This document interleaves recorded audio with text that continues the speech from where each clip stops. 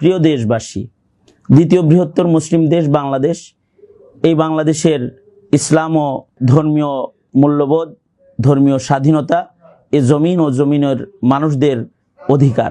এই দেশে, মুসলিম দেশে, দ্বিতীয় বৃহত্তর মুসলিম দেশে সরকারি মদদে, সরকারি পৃষ্ঠপোষকতায় বিভিন্ন কমিশন গঠনের নামে ইসলামের উপরে পরপর আঘাত করা, এটা ইসলাম বিদ্বেষী চক্রের একটি চক্রান্ত।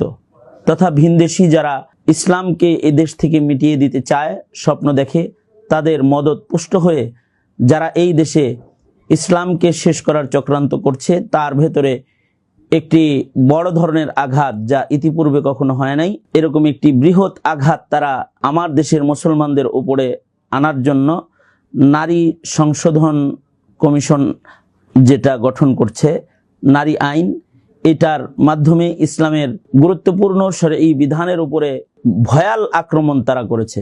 ইসলামের বিধানগুলোকে, ইসলামের শরিয়া বিধানকে তারা কটাক্ষ করেছে।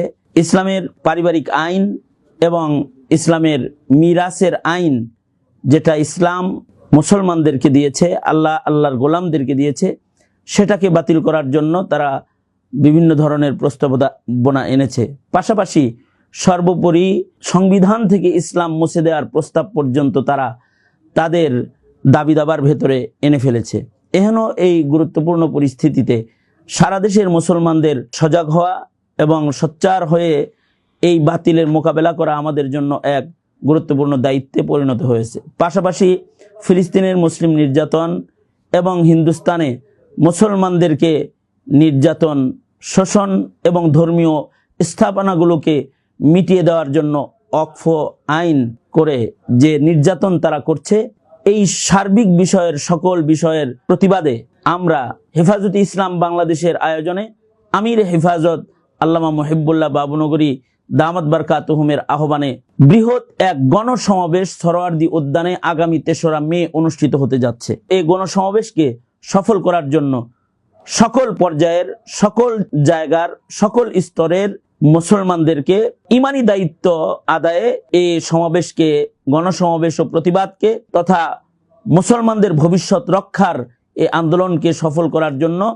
পেছনের দিনে হেফাজতে ইসলাম বাংলাদেশের শক্ত কর্মসূচি এবং শক্ত ত্যাগ, যে ত্যাগের বিনিময়ে ইসলামের এবং মুসলমানের ঐতিহ্য রক্ষায় যে ভূমিকা ইতিপূর্বে মুসলমানরা রেখেছে, তারই অংশবিশেষ, তারই ধারাবাহিকতায় আগামী ৩রা মে যে গণসমাবেশ আহ্বান করা হয়েছে, এই গণসমাবেশকে সফল করার জন্য দেশবাসীকে উদাত্ত আহ্বান জানাচ্ছি।